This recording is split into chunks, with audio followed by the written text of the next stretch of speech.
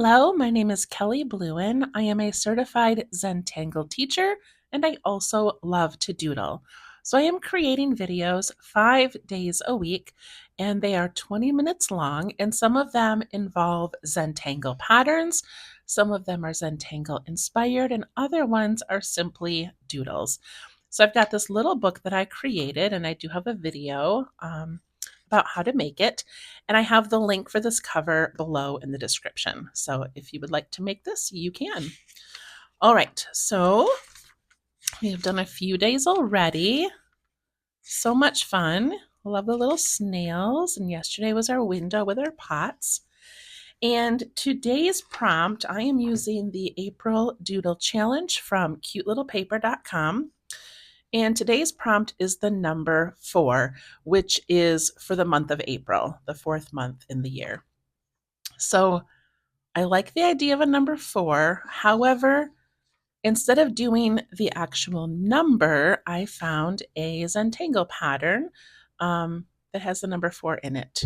And so, or in the description. So we're going to do some Zentangling today, is what I'm trying to say. All right, so this tangle pattern is called 4 clef, like treble clef. And it is by Pam Lee, a CZT. Okay, so we're going to begin with pencil, and then we will go back and do some pen work afterwards. So I'm going to grab one of my pencils. And for this pattern is a grid pattern, so we need 4 squares in a grid. So I need to make a square to start with. So if you have a Zentangle tile, like a 3.5-inch tile, that would be a good thing to trace. Or if you have a ruler or something. But I'm just going to hand draw mine because I don't really care about wiggly lines and things being uneven. So I'm going to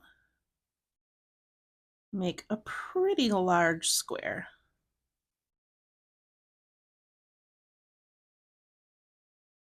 I'm doing it in pencil so that I can adjust or change it if I need to. And then I'm going to divide that square in half, and then in half vertically.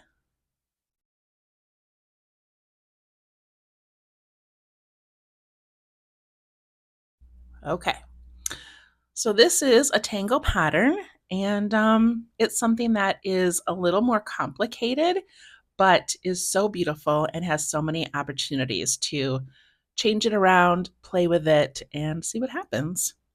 All right, so we're going to begin with a basic treble clef shape, which is like that backwards S with that spiral, which is one of my most favorite shapes to make. So I love that shape, so hopefully you do too.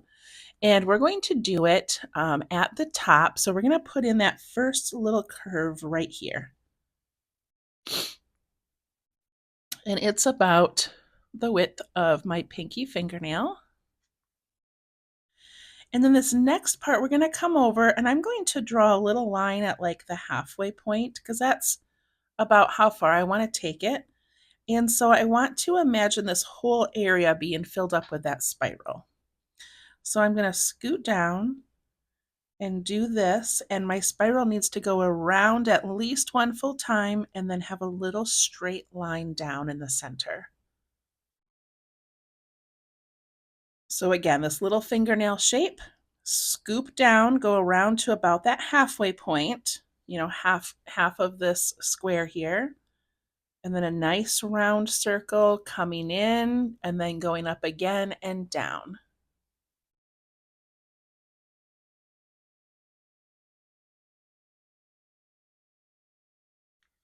Okay, we're going to do it again over here. There is more to this, but we're going to make these 4 shapes first. So again, I'm going to put in that like fingernail type shape right there, that little curve. And then I'm going to put a little mark dividing up that box in half. So I'm going to come down and then I'm going to do that big circle again. I can already feel that this rectangle is wider than this rectangle. That's okay. So I'm going to come down, do a big curve, and again, and then straight down, that little line at the end that goes straight down. So we go a full loop 1, a full loop 2, and then down. And I can make this go wider to make it rounder.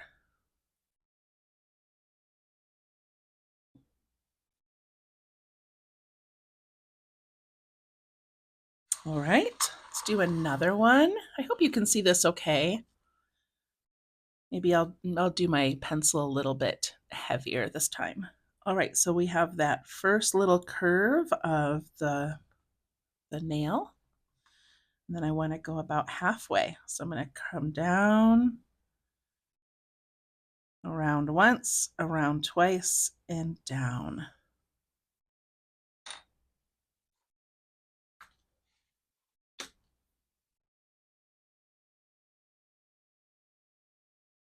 And you want this to be nice and round, so if it goes beyond the halfway point, it's okay.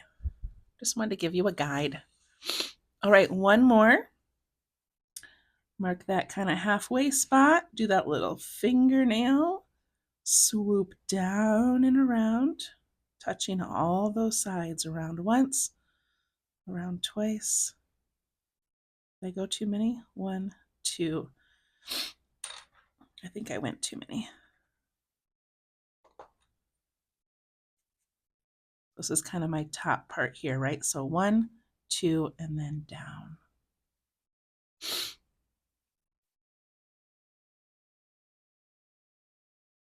So it already looks pretty cool and we're not even done. This is the greatest thing about these patterns is that alone they look amazing, but when you start putting them together, it's just so much fun. Right, I'm going to switch to pen because I like how these are looking. So I'm going to ink in this outer frame here on all 4 sides.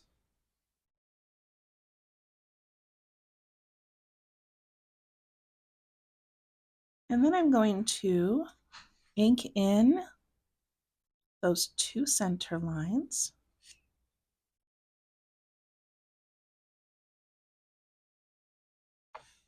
And then I'm going to start doing these little shapes. So 1, 2, and down.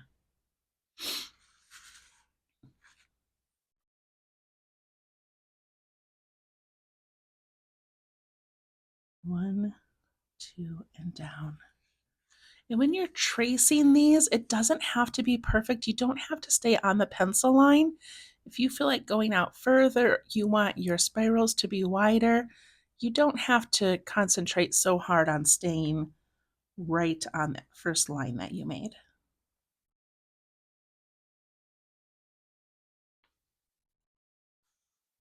Okay, I have one more.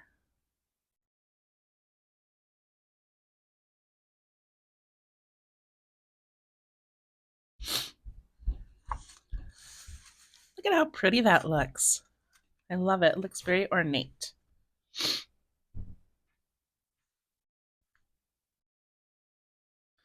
Okay, the next part of this is taking this little straight line that we made and extending it up and down. So I go to this one, I find that little straight line that we made and I extend it up and down. And actually I need to make sure this goes all the way up to that first curved line.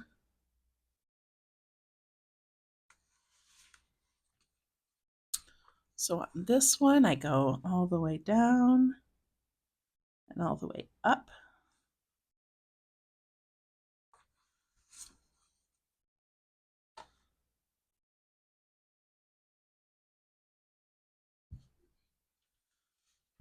It helps to have this little tiny book because I'm turning it so much as I go.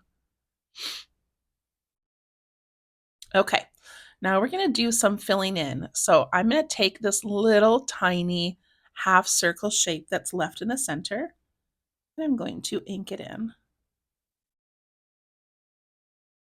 I'm going to do that on all 4 shapes.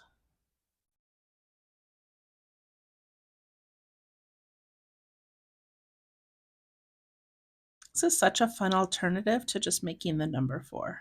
Even though that was the prompt, I don't know, I think it's fun to find tangles that utilize some of our prompts. So this bump turned way bigger than the other ones, and that's okay.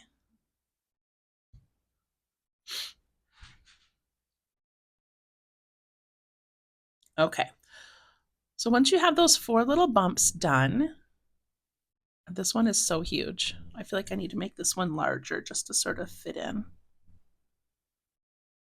Okay, that's better. Then I'm going to go across the bump is going to be white. And then this area over here, this big curve, we are going to color in. So I'm going to color in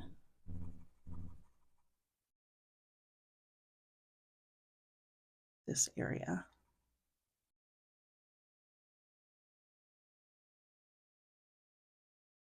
And you could use a color, you could use a marker, you could use a thicker pen,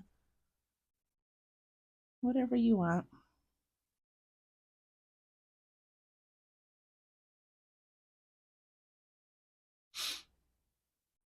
And then we're going to go up here and fill in that first little thumbnail area that we made.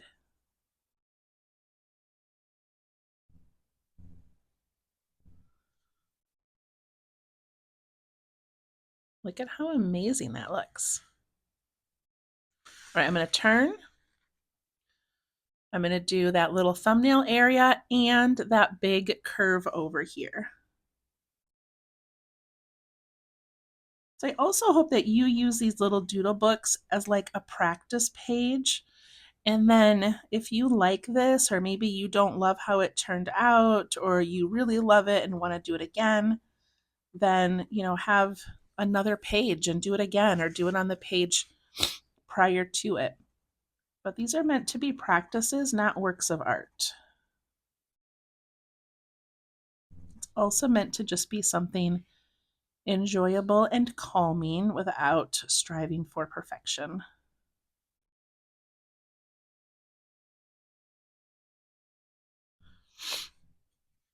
All right, I'm going to keep going. I do that little fingernail part at the top. And then this area off to the side.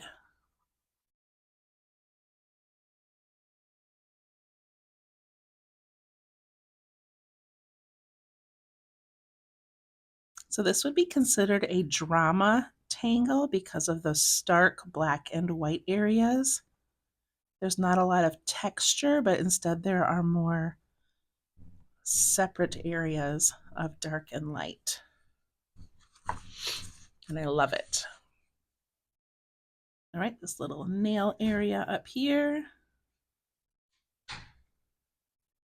If I color faster than you do, then just go ahead and put it on pause.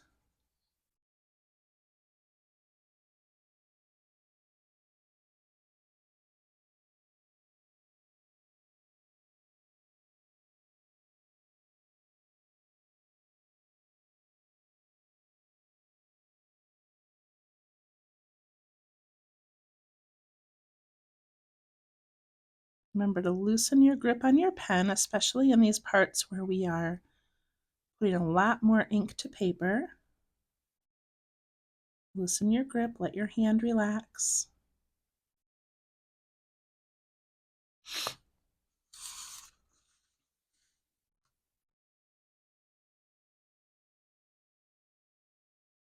All right, there is one more part. Well, there's a couple more parts, but one more part to this tangle is putting in, now connecting like this single monotangle to this one. And to do that, we're going to put in some little curves that come down like this and connect over to here. So I'm going to come down like this. I'm going to come down like 1, 2, 3.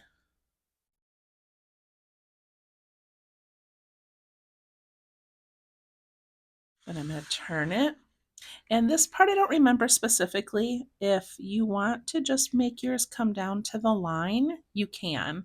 If you want it connect to this, you can. So it's up to you how you do this part.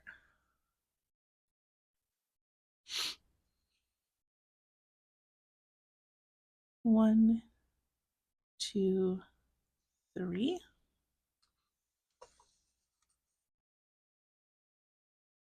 One, two, three. Look at that cool shape that it makes. So that is 4 clef. That is the tangle by itself, all 4 of these together, making one. And you can imagine where if you put another square down here and you kept going, like how cool that would look. Or you put 4 of these together, how amazing that would look, right? And I don't remember, I don't have her tangle in front of me. I don't remember if this middle part right here is maybe darkened. I feel like it could be and maybe should be. I'm just going to leave mine for now, but we could always look that up later. Okay, and then she just kind of embellishes it by taking these areas where these last little lines connected over here, and she puts in some fescue. That just sort of fills up the rest of that square, and then just some little flicks. So same thing on this side, she puts in some fescue, and then some flicks.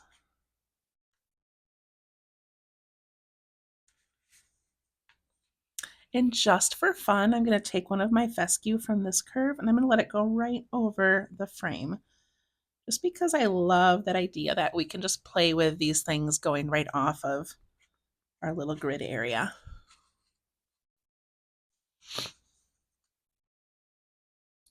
So put as many or as few in as you would like. I feel like I need another one over here going off.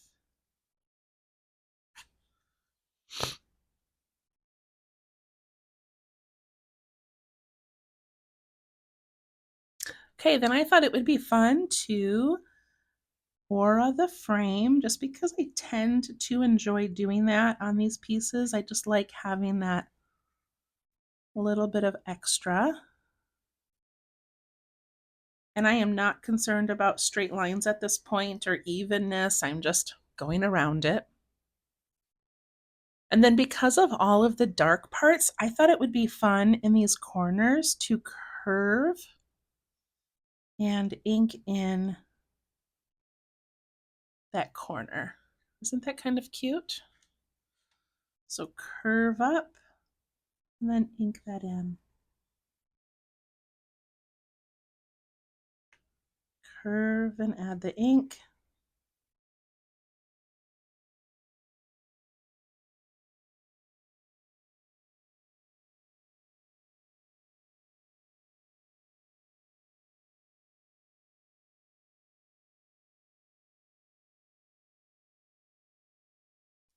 You could even aura those curves if you wanted to kind of match how we have a lot of those curvy lines in there. So if you wanted to, you could just put in another little one. I think I'm going to leave mine, but you could do that. It would look amazing. All right, there we go. So I don't really know exactly how to shade this one, but since we've got another minute left, I'm going to take this dark area here and I'm going to put some graphite all around it. Oh, you know what I need to do? I'm sorry, I forgot. This middle area where these lines crisscross each other, we can ink that in. I almost forgot that.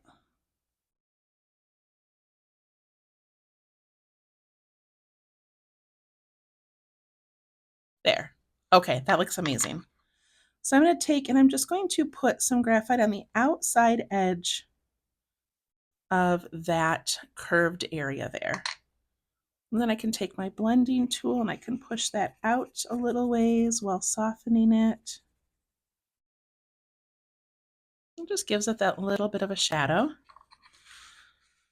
So I'm going to do it again on this side. around that big curve and then up towards that thumbnail area or pinky nail.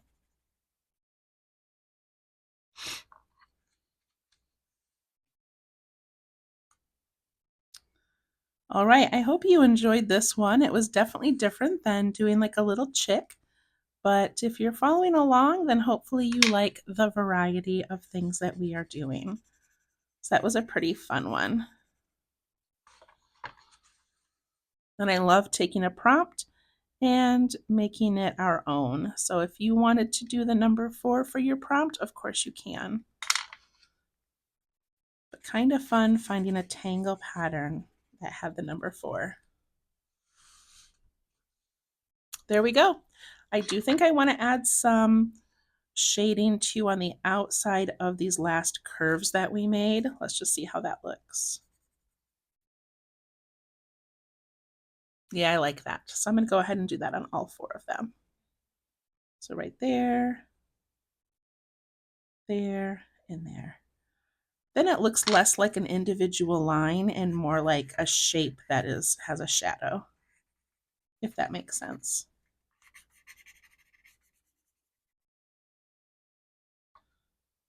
There we go. I love it. I hope that you do too. For Clef by Pam Lee. Thank you so much. We will see you tomorrow. Bye-bye.